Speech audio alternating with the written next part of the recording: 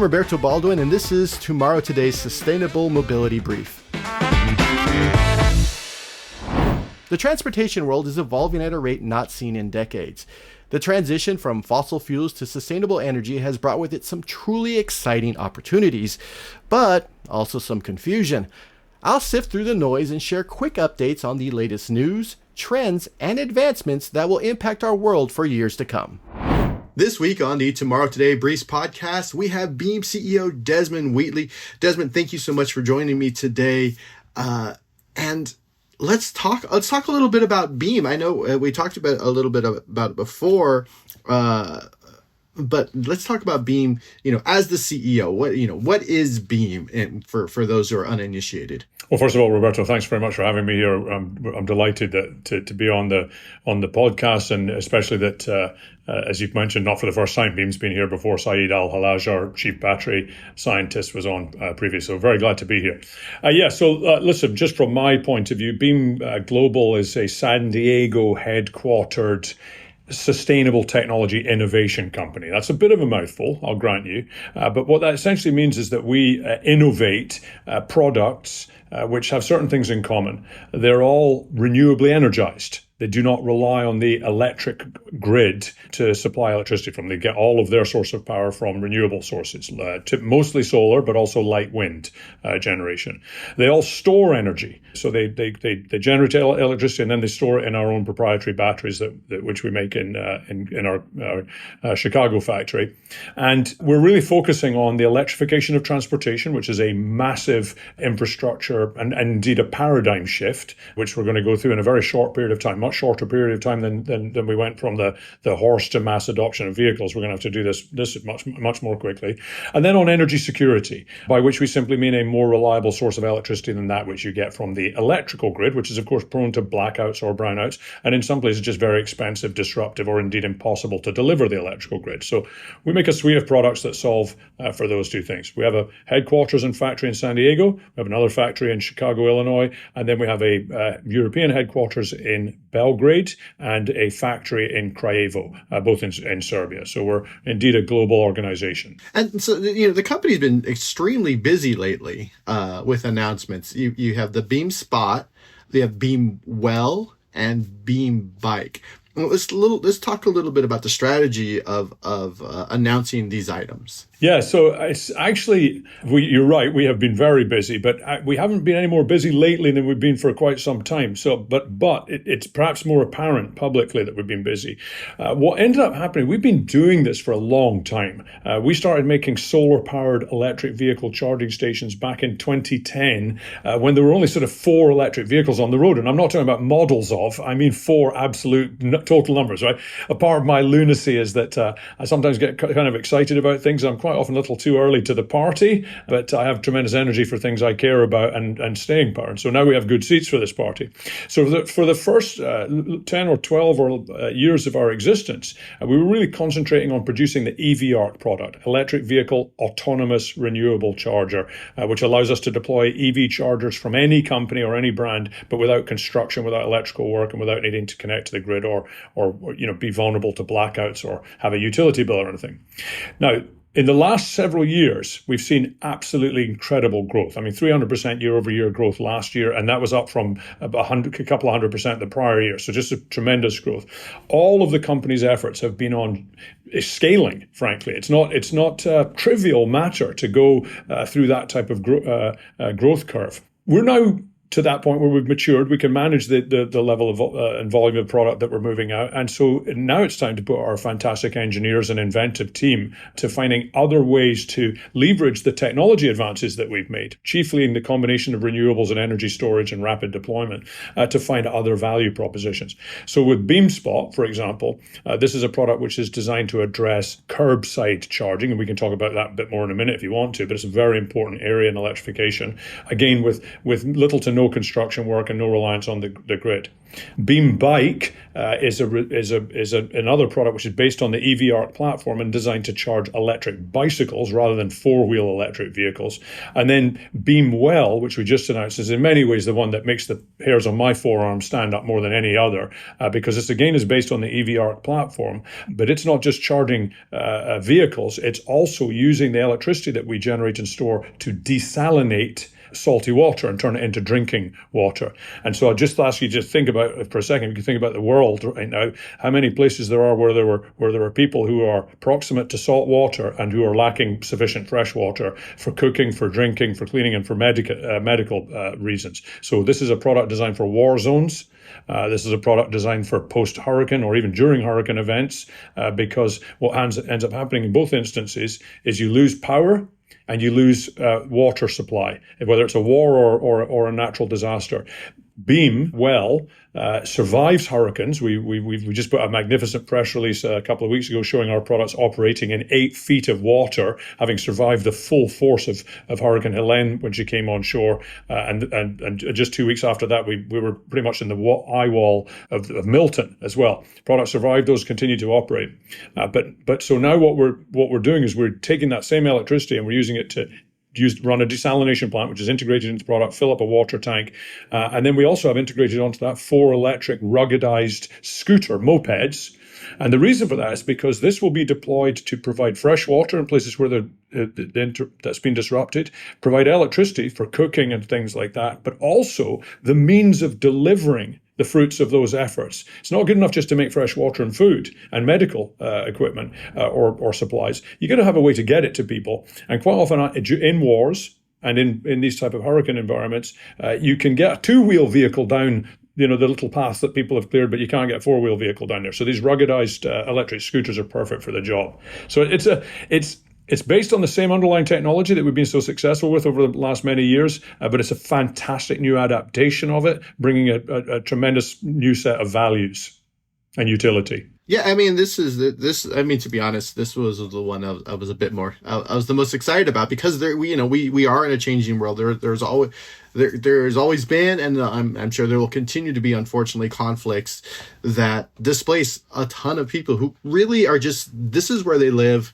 And they are caught in the middle of a war zone, and they are losing access to just, electricity, power, water, food, not being able to get these things, and having, as someone who's ridden like a scooter, who's ridden motorcycles off road, those vehicles are it's a lot easier to get those through, areas where things are a little, let's just say, hinky. And being able to say, we're desalinating this water, we're able to deliver it for you all within essentially a system that is a self-contained system. It doesn't need a big generator. It doesn't need to be connected to the power, which again, there's people right now in the United States who still don't have power because of the hurricanes that recently happened. And if those, and they're not getting water, I recently heard that people are trying to get permits to dig wells in order to get water, in order to continue to either just live or keep their business going. And in those sort of instances, this seems like, especially if you're near the ocean, which is just, it's a lot of water you can't drink, this makes a lot of sense. Yeah, so the EV ARC product, one of its great strengths is it's rapidly deployed. So New York City is our largest municipal customer. It takes about 2 years to put a grid-tied charger in the ground. We deploy an EV ARC in less than 1 hour. So it's a 2-year process to dig the trenches and pull the wires, it'll pour the concrete and do all that stuff. Or you can deploy a Beam Global EV ARC in less than 1 hour and have the same charging experience. BeamWell is the same format. It arrives essentially ready to operate. It folds up like a satellite on its way out to space. It folds up and in on itself so it can fit inside a 20-foot shipping container, which is the standard shipping building block for the whole world. Put 2 of them in a 40 or 1 in a 20. When it arrives there, within an hour, you're generating electricity, you're storing electricity, you're converting salt water, brackish water, or dirty water into clean, fresh drinking water. There's there's an emergency power panel on the unit, so you can plug in medical devices or cooking or ventilation or whatever else you want. And in the meantime, you're quite right, you've got these ruggedized electric scooters, which can go to places that are just impossible to access with a traditional four-wheel vehicle, whether it's electric or otherwise.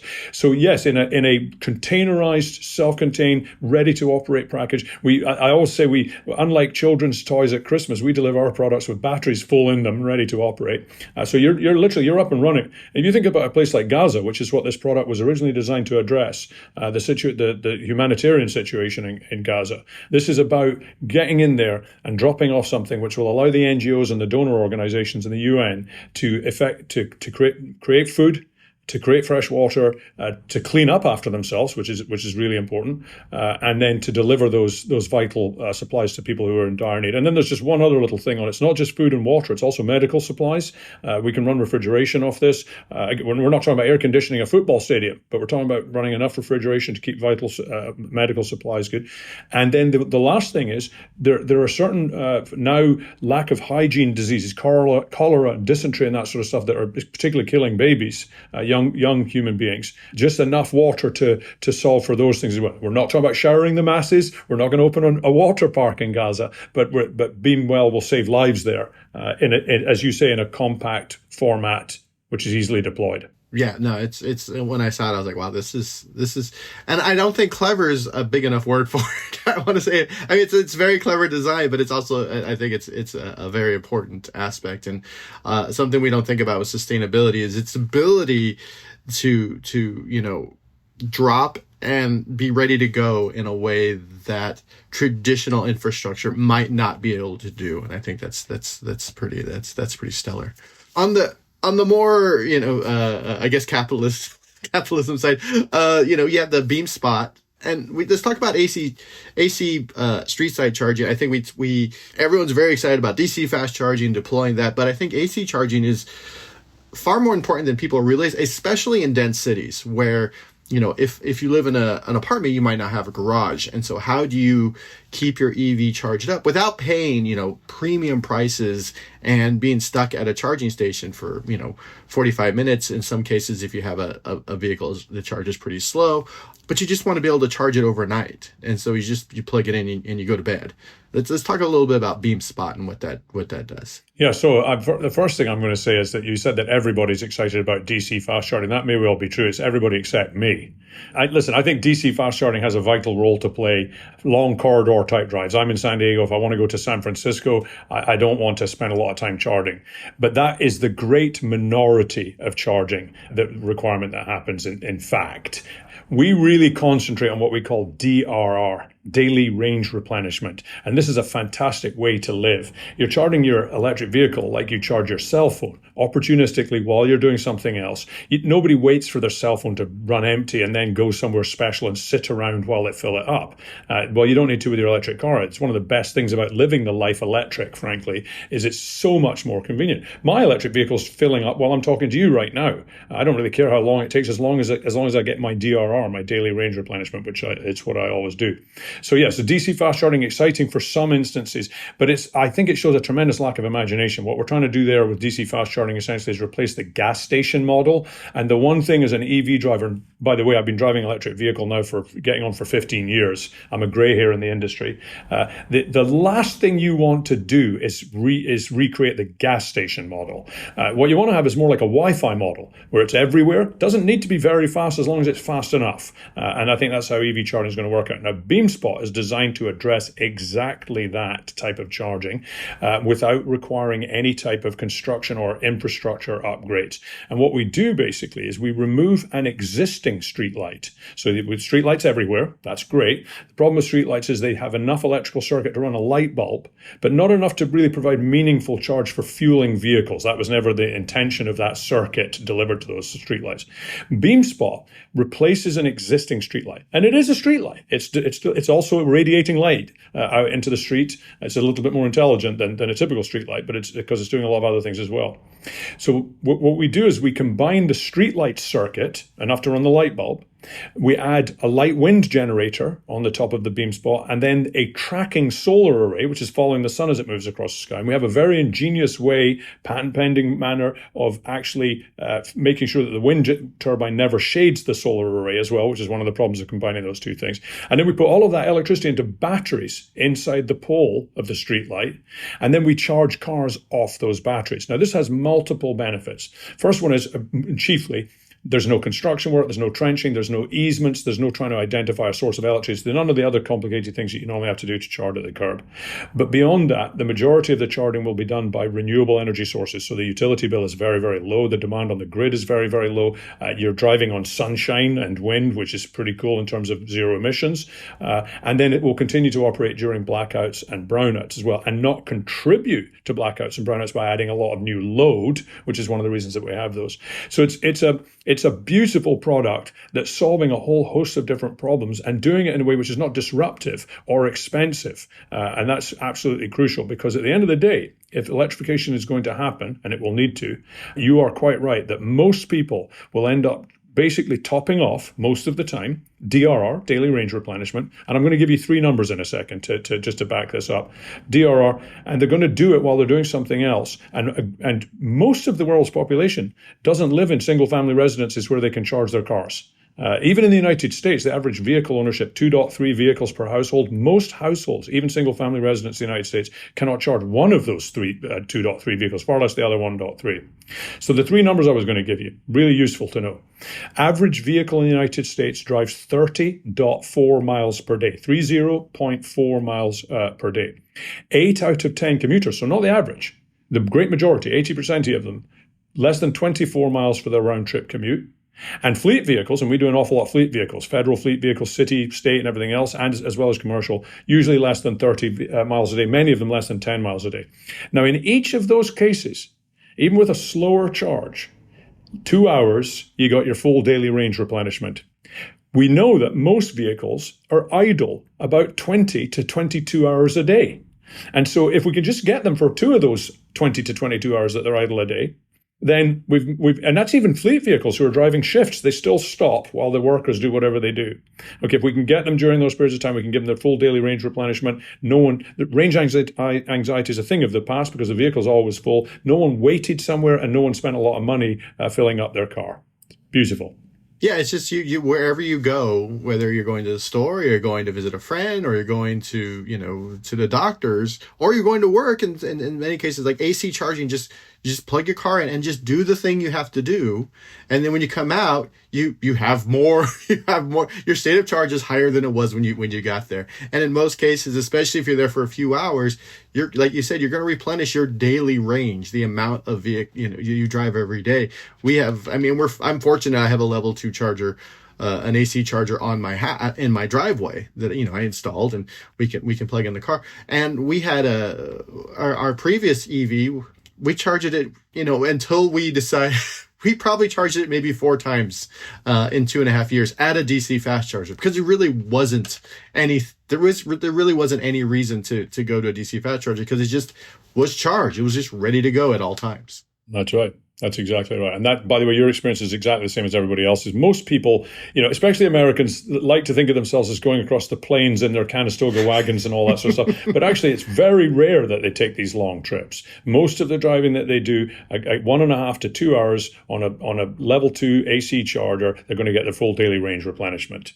Yeah, I'm assuming that Beam is cable agnostic, as J3400 is coming to market, and J3400 is, I know that they're pushing for a bring your own cable situation. Is Beam, where is Beam's thoughts on that? Yeah, so actually our philosophy from the very beginning was always to not be engaged in either the appliance or the connector part of the industry, or the services behind it. And I can tell you why. Back in 2010, when I started doing this, what I was certain about was that I did not know which appliance would win. I didn't know which services behind the appliance would win, and I didn't know which connector would win. However, what I was very confident about was that no matter which appliance, services, or connector won, they would all need 2 things. They would all need a mounting asset, something to bolt the charger to so it doesn't just sort of float away down the street, and they would need a supply of electricity. And so what I did is I concentrated on making a suite of products which could be rapidly deployed without construction, without electrical work, without a utility bill, without vulnerability to blackouts, that would support any charger. Now, that doesn't matter whether we're talking about the North American charging standard now, or this 3400, or any of the charging connectors, frankly, whether it's here or in Europe or in North Africa or anywhere else. Our products do not care, and nor do the chargers care. Chargers don't care where the electron or the kilowatt hour is coming from. And we just provide them a mounting asset and a source of electricity, and we just do it without all the disruptive stuff. So we welcome these changes and these advances, and we'll support all of them. We already do. We have Tesla chargers operating on our products. We have ChargePoint, Blink, Electrify America, Enel, any of the major brands that you can think of. They're all operating on our products, just without construction, electrical work, or utility bill. One of the interesting aspects is the rise and the rise of electrification of mobility is e-bikes, that I think a lot of people don't really think that too hard about. They see more e-bikes on the road, but I don't think it's really clicked with most of United States that these are important elements in sort of the electrification of how we get around. And you have Beam decided to fill the need of, like, if I take my e-bike, if let's say it has 30 miles of range, but if I'm riding 35 miles in a day, and that includes going to the store, which means, I'm going to be adding things to my bike and it's going to reduce the range, I can actually park and charge. Something I haven't really seen, like outside of inside, businesses. Yeah, so the rise in electric bikes is actually fantastic. And there's a whole host of reasons and a whole host of benefits and utility coming from them. So, the very obvious one, of course, is that they're fun and the consumer likes them. And a lot of people would like to ride a bike, but they don't really want to pedal it, particularly not uphill and against the wind and all that stuff. All of that goes away when you have an e-bike. It's just a very fun experience. But I'll tell you what's also interesting. We're starting to see a lot of fleet customers. U.S. Army is our biggest customer, for example. If you think about a base environment, like a small city, there are lots of instances there where you've got people moving around in large four-wheel vehicles because they have no option, but they're carrying an envelope or a piece of paper or something from one office to another. It takes time, it's disruptive, it's expensive, and everything else. If you can just jump on an e-bike and zip over somewhere else, you're solving a whole lot of problems. And frankly, it's better for the individual doing it too. So the thing about EVs is EVs can solve the pollution problem, but they don't solve congestion, right? We're still going to be stuck in traffic jams. Once we get people on two wheels, or at least get some people out of four wheels, in instances where they don't need to or don't want to be in them, but have never had a choice before, we're solving a huge problem. Food delivery is a really good example of this. There's been an explosive rise in food delivery over the last few years. All of us take advantage of it. And if you look at large metropolises like New York City, a great deal of that food is now being delivered on electric bicycles. There's a problem with that, though.